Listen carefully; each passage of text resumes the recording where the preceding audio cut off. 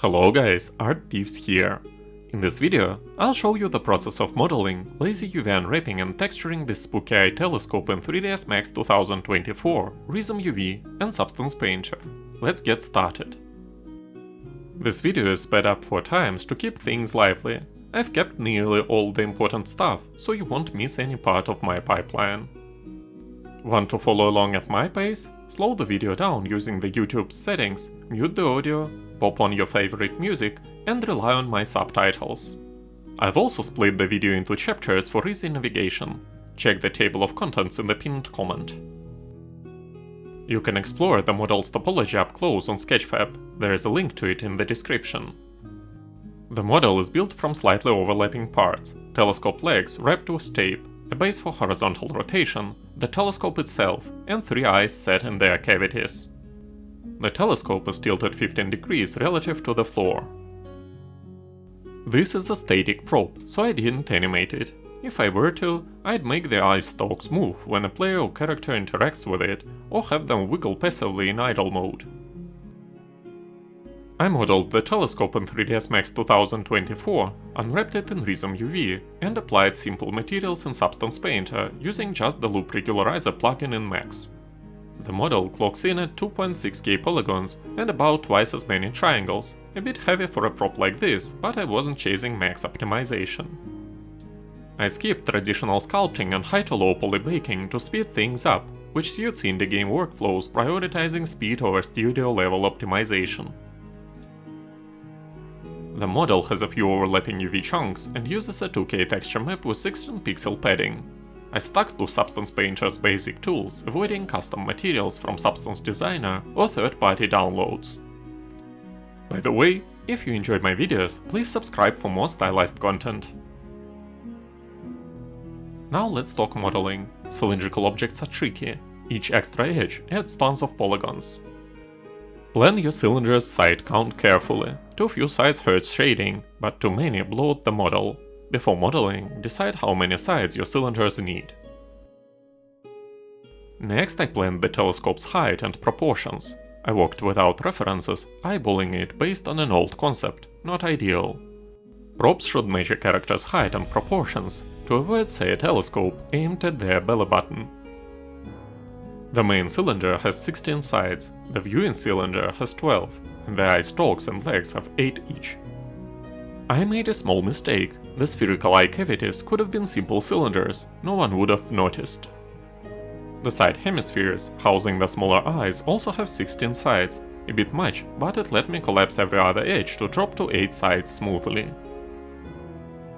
A plain cylinder with varying radii felt too boring, so I tweaked the shape, widening the front into a cannon and tapering the back into a classic tube.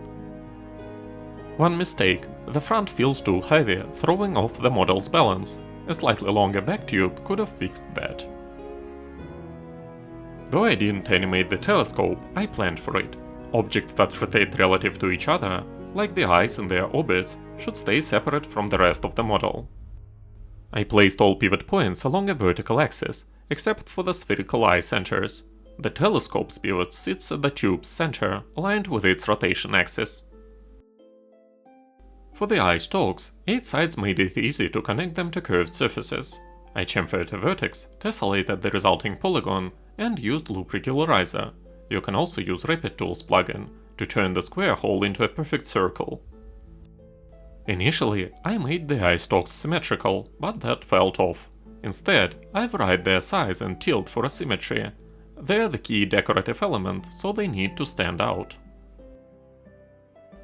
One tip I always share: stylized, almost cartoony models thrive on bold, exaggerated features.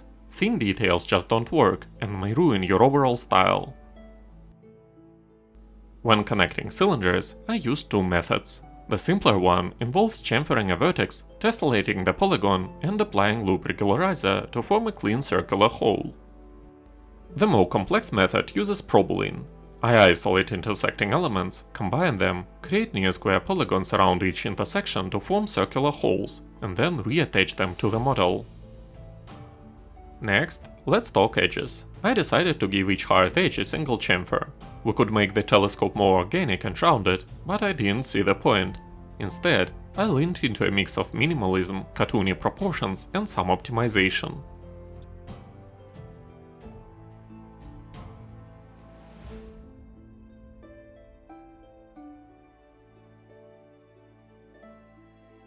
For the telescope's base, avoid making it too thin or delicate. We want simple, low-poly chunky elements that fit the stylized aesthetic. Fine details just clutter the model without adding value. I kept the legs minimal to avoid distracting from the telescope's main feature, the eyes. That said, some asymmetry, like adjustment knobs or decorative bits on one side, could have added flair.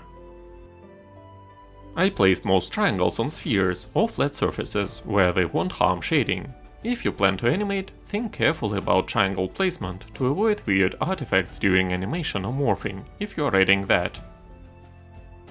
Chamfers enhance hard edges nicely, but should only go where they'll be visible. For the lower hemisphere where the legs connect, I start with a flattened sphere. I prefer a hemisphere with a side count divisible by 3, since we have 3 legs. I form a third of a hemisphere with an 8-sided circular hole using Probuline, then duplicate it twice. Before cutting holes, decide the angle between the legs and the base's height. I used the slice plane to trim the legs' bottoms, not worrying much about their shading since they're barely visible.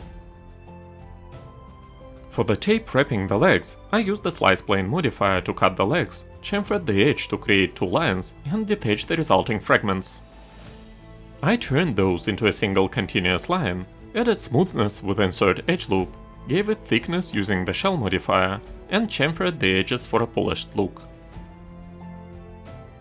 Overall, I combined simple shapes using Probuline and manual geometry tweaks. When connecting objects with curved surfaces, you'll likely need to optimize topology by hand. For example, cylindrical joints work best when surrounded by loops of near-square polygons.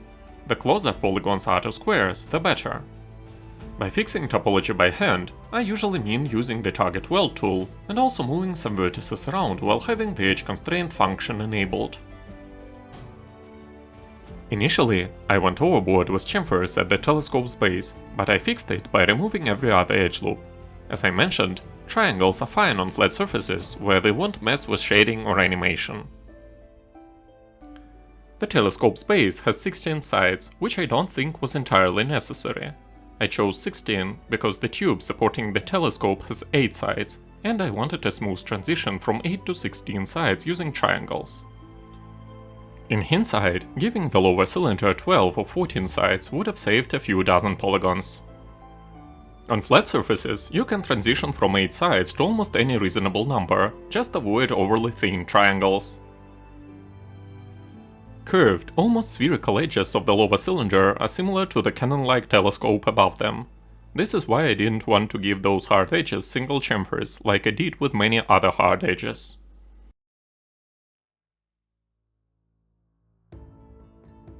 As I mentioned earlier, I assembled the telescope's mount from a third of a hemisphere with 15 sides. I chose 15 sides, but 2 and 12 would have worked, or if necessary more, as long as the number is divisible by 3.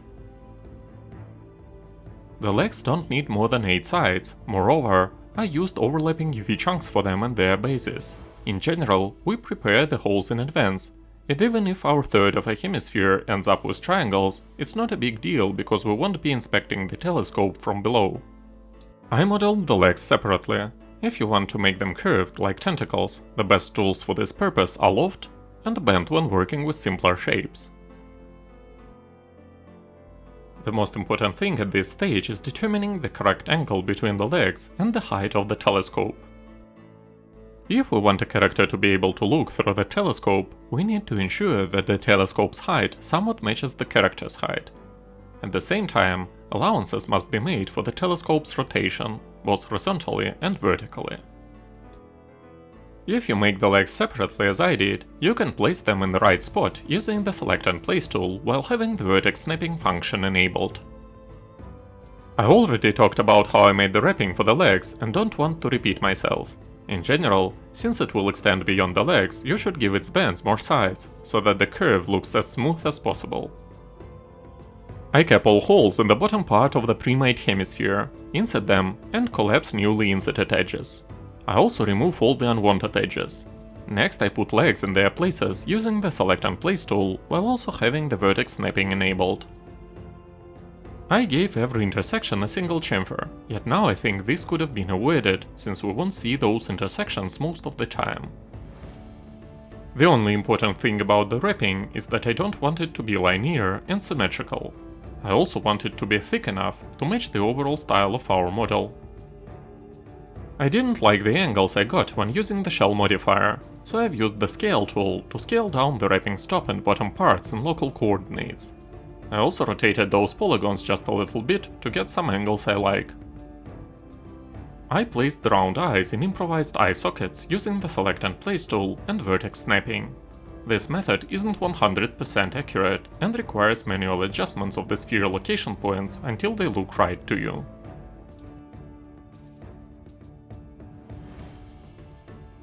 The next part is universal, so I'll repeat most of the things I've mentioned in my previous videos. When it comes to final adjustments and checks, I save my model, reset its pivot point, scale, rotation and X form. I chain all elements of the model to its leg module, set its pivot point to the center of its bottom part, and position my telescope to 000 scene coordinates.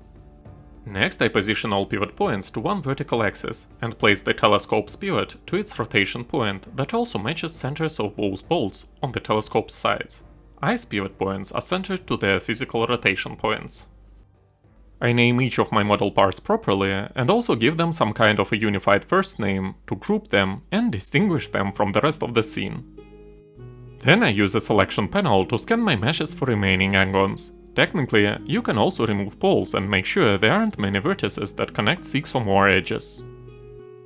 Next I use the 3ds Max's X-View tool to scan my model for some overlapping or isolated vertices and open edges.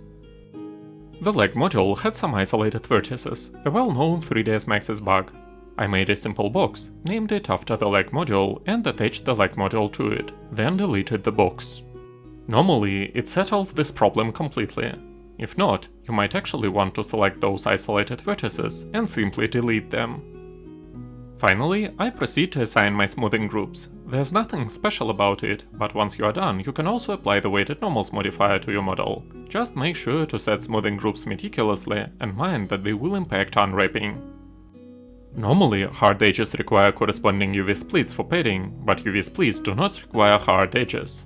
It's generally considered best practice to strategically pair and place hard edges and UV seams along natural breaks and shapes. The process is pretty repetitive. First I gave my model a unified smoothing group, and then applied different smoothing groups to most surfaces and chamfers.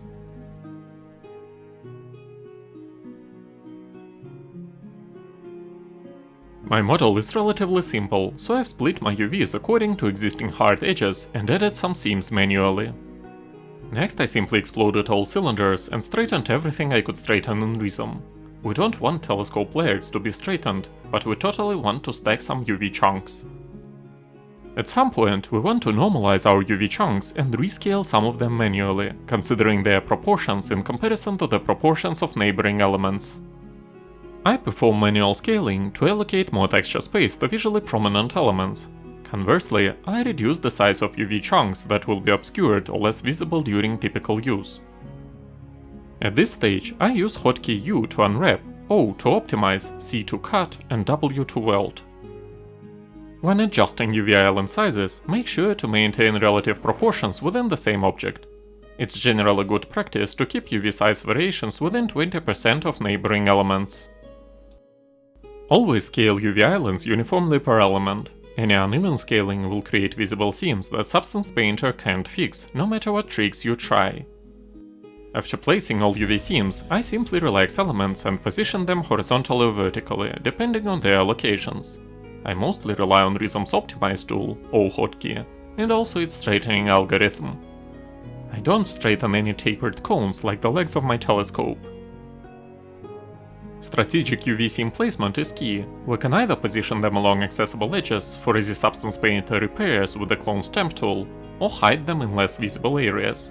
As an added solution, switching to triplanar projection in Substance Painter typically makes most seams disappear completely.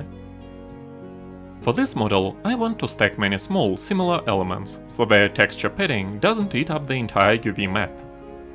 Plus, we want to enlarge UV chunks for elements we prioritize for detailing. Remember, stacked UVs share everything painted on them. You may have noticed I placed most edit seams on less visible sides of the model. During texturing, I switched the projection method for most materials and masks to triplanar. I didn't fine-tune the UV unwrap further, since it suits the simplified modeling process. I went for the laziest option, used the Alt-G combo to stack most repeating elements, but not key ones. Again, pre-planning is crucial. If we knew we would view the telescope from above, we could stack UV chunks of its bottom elements. Conversely, if viewed from below, we'd detail the underside and skimp a bit on the top. We can easily mix repeating and unique elements to throw viewers off balance. Finally, for extreme optimization, we could stack not just elements, but say cylinder segments. I took a lazy approach here. Overall, you can experiment with textures at this stage and see how the model bakes in Substance Painter. By applying a smart material, you get a sense of how it will look during texturing and can keep unique UV chunks for elements that shape its final appearance. Finally, I pack everything together using a single 2K Reza texture map with a padding of 16. When baking my model, I set the highest possible amount of raise on all tabs, disable the ID section, and switch my subsampling to 16. I've also made sure that there were no purple lines on my model or some red fragments. Also, I've selected the option to use my low poly model as a high poly one during baking. The ambient occlusion panel was set to the same named meshes only. Just as my unwrapping, my texturing process went pretty lazy. We would get a maximum of this model if we actually hand painted it, but I mostly relied on some simple grunges. For texturing, you can use an existing palette, borrow colors from some reference image, or rely on your own palette if you have one.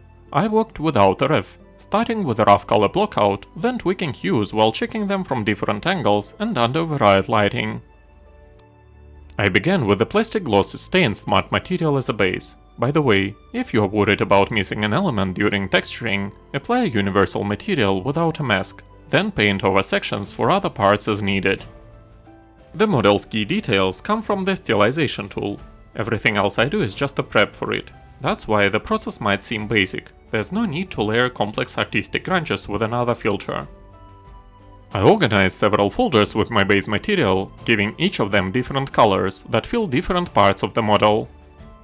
Whatever materials or masks you use, switch their projection method to triplanar. It helps hide UV seams in most areas. For seams that won't budge, paint them out before adding details. Create a paint layer, set all of its blending options to pass through, and use the clone stamp tool to cover visible seams. You can tweak the cover layer's opacity and brush flow for better control. Always block out the colors first and finalize them only after seeing a reference image, a pre-made palette, or your model as a whole. It's easier than matching colors one by one. I cut video parts where I picked colors. It took ages. For beginners, dark and muted colors are easier to handle than bright ones, which require careful selection. Most folders were set up as follows. I created a folder with a material that fills the corresponding layer. The folder received a black mask, and I used UV chunk fill to apply it to relevant elements. Overall, I duplicated the initial folder multiple times, applying it to the elements I wanted to texture. Make sure to periodically switch the environment and lighting settings to see how your model performs under different conditions. In other words, my work at this stage had two phases. First, turning the model into a color blockout, then tweaking colors until I liked the result. So I focus on masks, grunges and fill layers whose colors I can adjust anytime. Finally, I applied the stylization tool to some folders, activated the hand-painted preset, and increased the amount of brush strokes significantly. As for other grunges, I've added the Ground Dirt Smart Mask to the folder that was later applied to the telescope's legs. Also, I've added an edge highlight fill layer that was masked with a mask generator. Next, I simply played around with some of its settings, primarily reducing the area of its effect. Finally, I used the fill layer and the clone stamp tool to remove some annoying seams from my telescope's eyeballs. Eyeballs were painted using another slightly different layer of plastic, a black mask, and a polygon fill tool. I think this covers everything I wanted to mention. Thanks for watching, guys. If my videos are of use to you, be my guest and subscribe to my channel for more stylized content. And most importantly, have a great day.